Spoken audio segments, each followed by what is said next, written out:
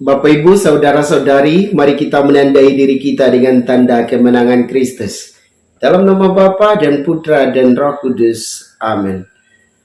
Allah yang Maha Kuasa dan Kekal, Allah Maha Pengasih dan Maha Penyayang, kami mengucap syukur kepadamu pada pagi hari ini, oleh karena Engkau masih memberi kami kesempatan untuk hidup.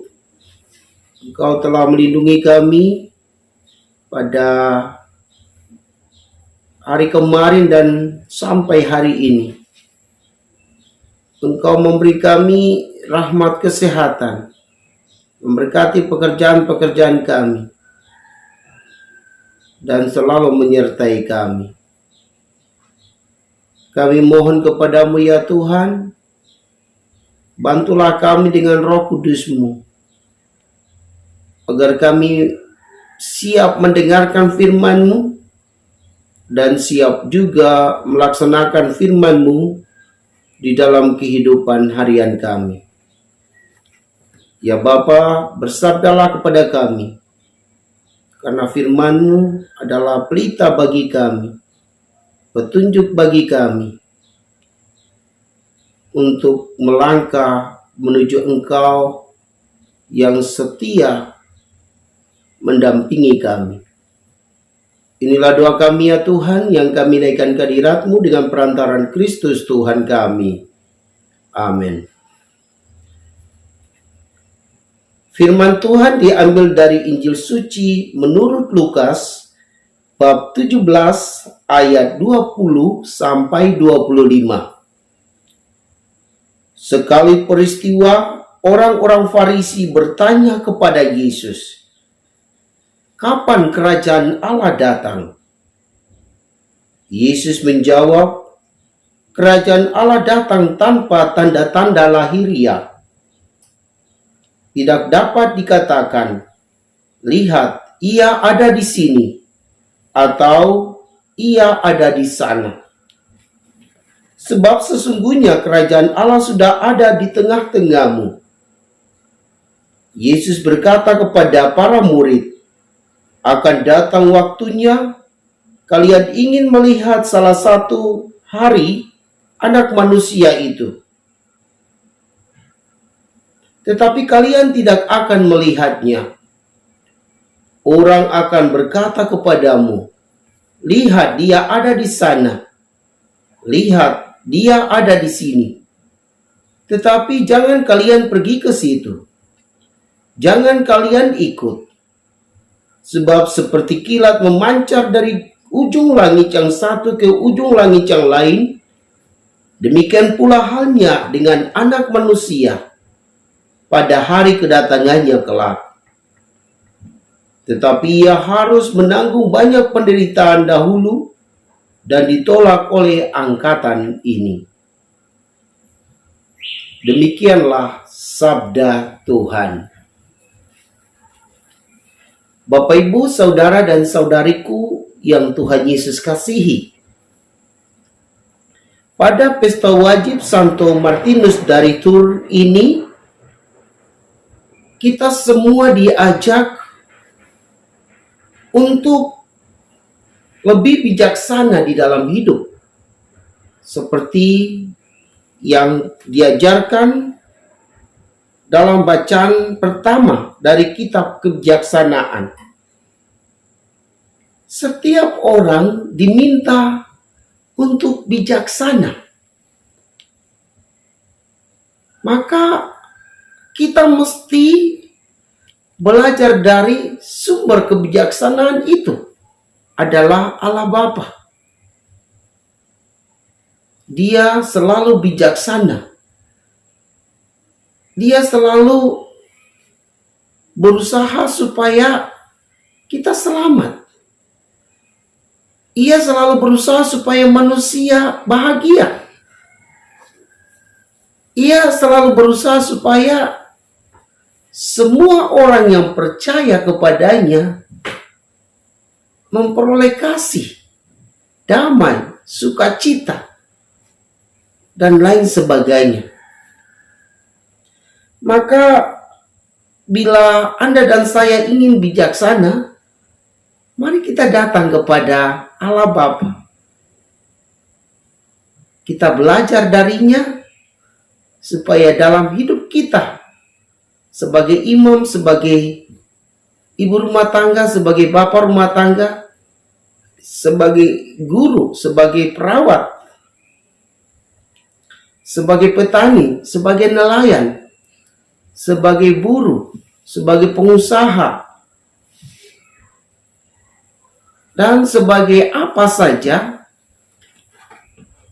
kita mesti bijaksana.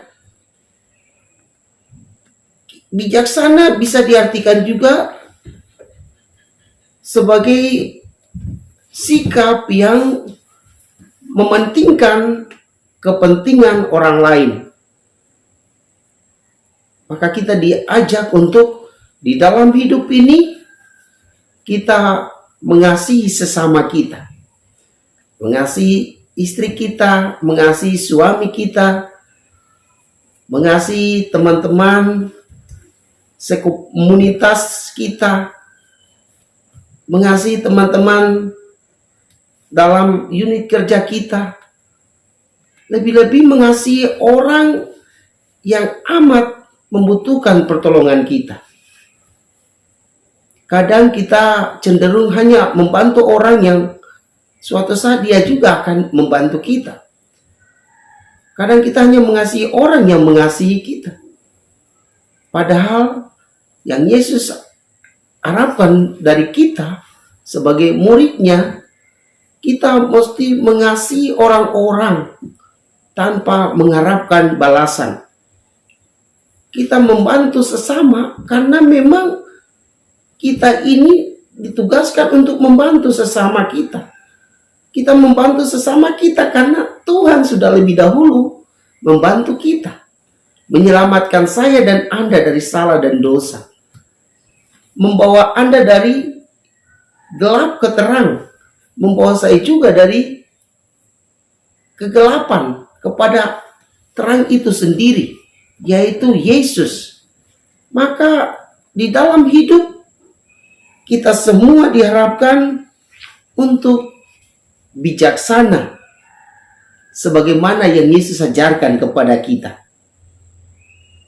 Jika Anda dan saya bijaksana, kita tidak akan bertanya seperti orang-orang Farisi yang bertanya kepada Yesus, kapan kerajaan Allah itu datang?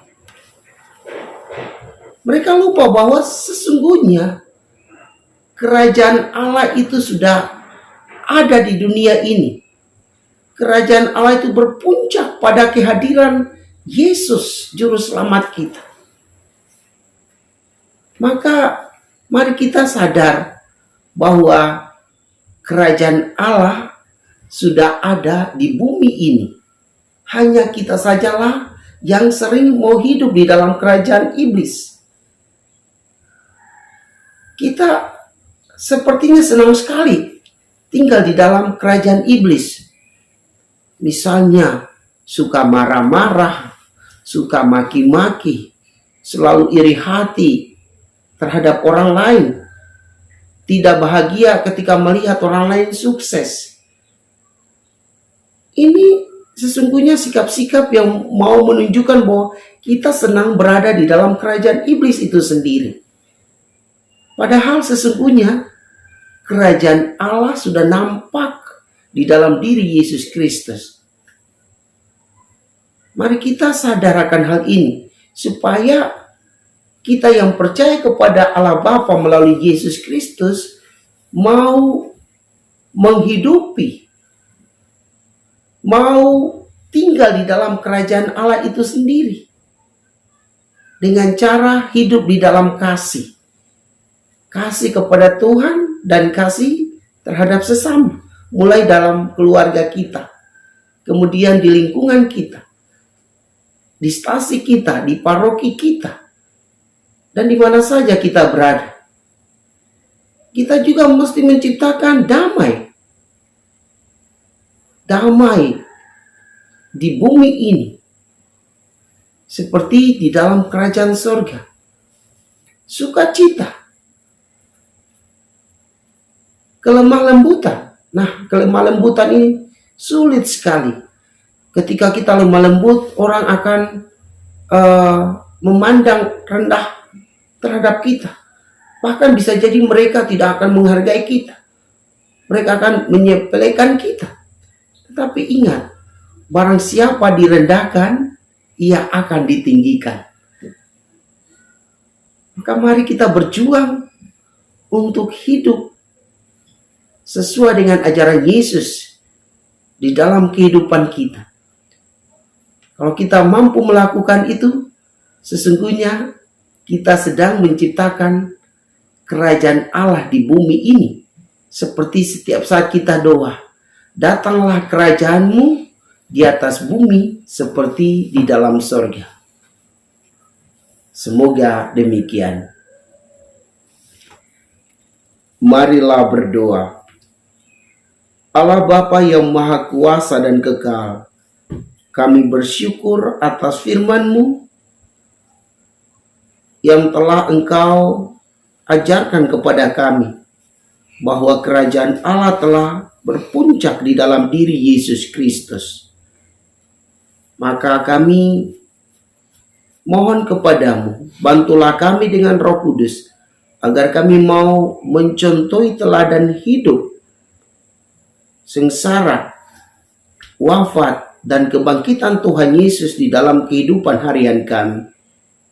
Supaya kerajaan Allah itu sungguh-sungguh mempengaruhi hidup kami, supaya kami tidak hidup lagi di dalam kerajaan iblis.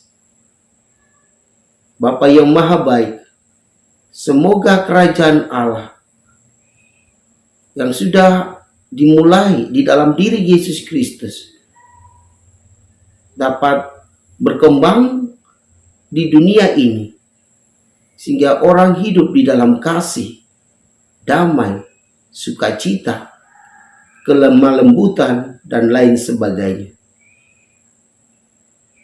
Bapa yang Maha Baik,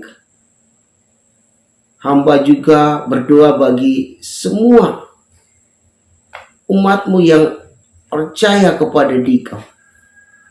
Semoga mereka mengandalkan Dikau di dalam hidup mereka, sehingga apapun yang mereka kerjakan boleh berhasil dengan baik, mendatangkan rezeki, dan semoga usaha-usaha mereka berkembang.